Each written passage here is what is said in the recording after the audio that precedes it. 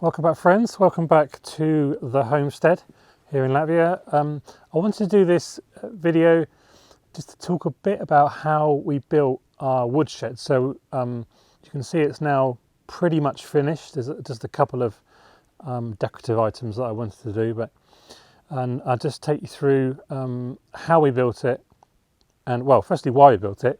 Why we built it is because we wanted firewood close to the house. So house is here. Front door is there.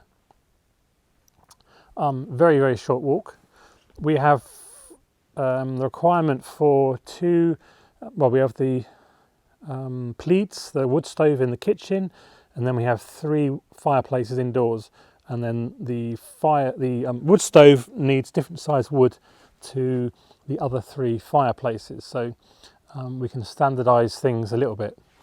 The reason we built it is because we have to go to get our firewood all the way over there to that barn and the other side of that barn as well, which is about a 75-80 metre walk.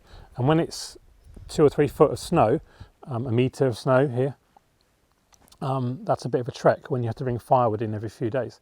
So we built the firewood stove closer to the house, firewood shed closer to the house.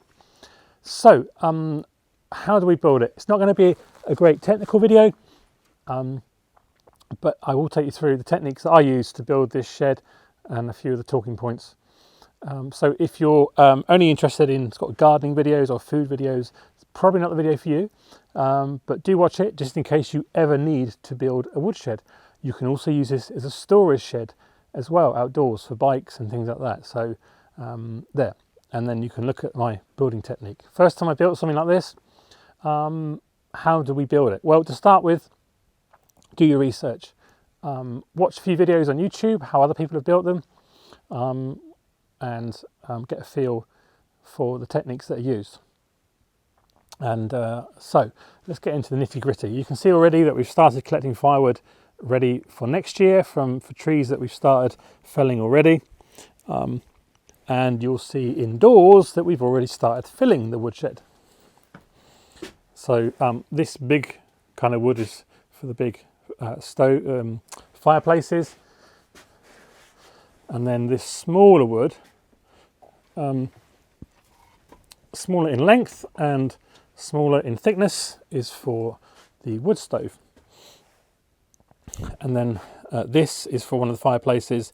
It's slightly thinner because one of them needs slightly thinner wood. But you can see it's a woodshed because it's got the slats, gaps in between to let the wind come through. So first of all, what we did is we built the base, of course. Well, we cleared the land because it is on a slope here actually. In fact, the whole property is on a big slope coming up from the top of the field there all the way down, and eventually goes down to the lake down there.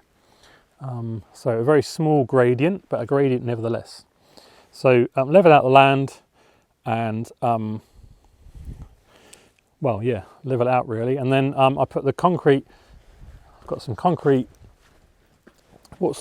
blocks, and there's 5 along, 2 on the side, 5 at the back, and I can't remember in the middle, but there's supports in the middle as well, and leveled all those off as well, using a large beam of wood and a spirit level and a string with a string-based spirit level as well.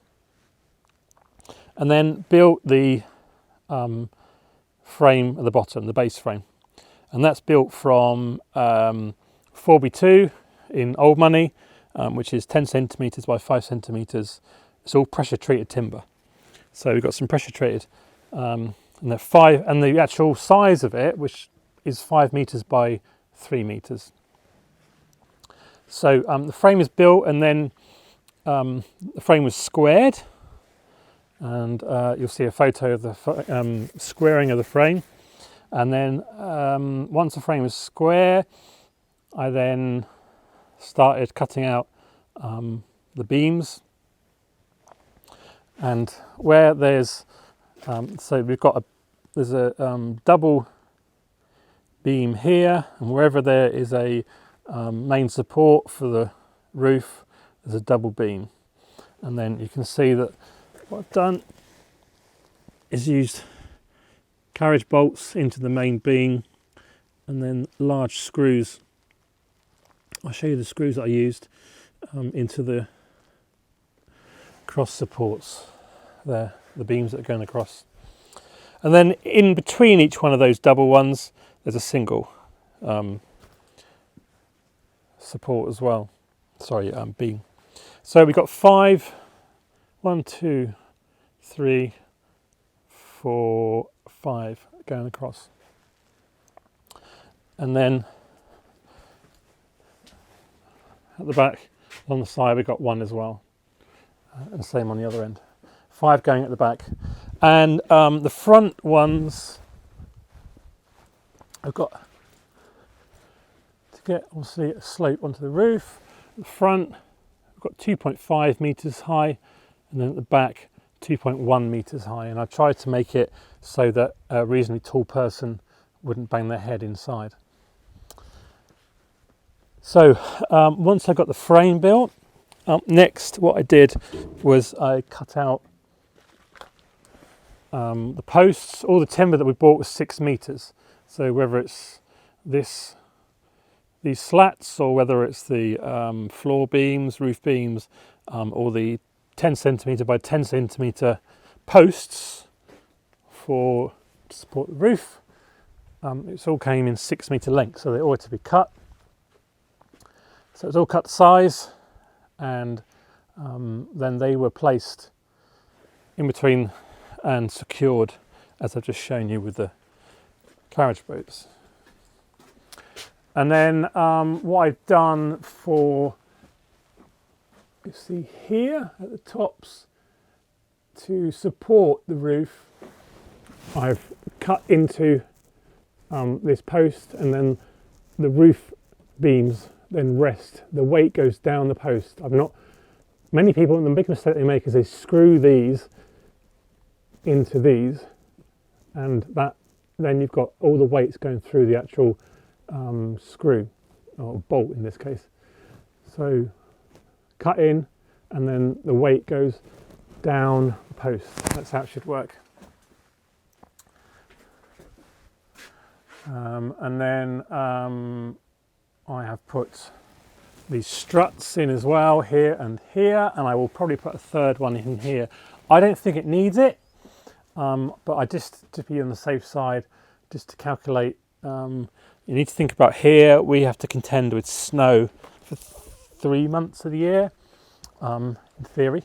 So I need to work out the weight of the roof. Obviously it doesn't need to, there's no real structural weight. It's only got to support itself and the snow. It's not like people are clambering over the top and it has to support the weight of any other goods or people. So I did some rough calculations on the internet. You can find the weights of different types of snow, and then how much it weighs per square metre, and what's the maximum likely depth of snow it's likely to hold. And that was all good. So once I built the roof, I built the structure for the roof. I then went round and I put the slats on the side. So these are 2.5 centimetre by 10 centimetre, 1x4s. Planks, and they go all the way round, and the spacing in between, I just use an offcut of one of these, so each gap is roughly 2.5 centimetres. And then every 4 or 5 planks, what I did is took a measurement from the top to the bottom, just to make sure that it was square. What else did we do? See, around the back, and then there again, 5 metre. This is a 2x4, which is 5x10. That's what's been used for most of the other structural frame of the woodshed. Then we put on the roof, obviously, and the roof we used. We had the main roof in the house done. We had some of these concrete fibre, cement fibre roof tiles left over. Actually, we still have got a few left over. So I thought it made sense to use those for, you know, decorative purposes, so it matches, and also it was just a good use of materials, and it was perfect for this project. What else can I say, really? I mean, that's kind of cutting a long story short, really. You know, the roof structure is not really, I guess, conventional. There are different ways to build roofs, but I'm completely happy with what I've done. Maybe you know a better way that I should have done it. I should say that I used hangers. I did use hangers on these single, where the roof beams are not cut into the main posts.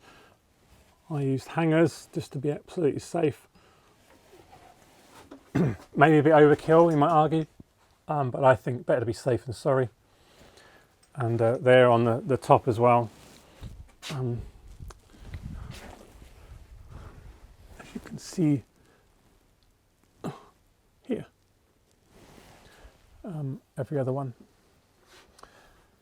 So yeah, that's kind of how we built our woodshed. And you know, I'm guessing it's pressure treated timber, so it should last 20-25 years with a bit of maintenance and an extra coat of preservative every few years. And we are very happy with it, and now we have our firewood much closer to our home. So there we are. That's kind of a whistle-stop video, how to build a woodshed. If you've got any questions about the technical elements, do leave them in the comments below. You know, I'm happy for feedback, good or bad, any improvements that we could make. I would love to hear those. Yeah, I hope you found the video helpful. Do subscribe if you're not subscribed. Check out our other videos, and check out our Instagram channel as well with more regular updates. Thanks for watching the video, and I look forward to seeing you in the next one. Bye for now.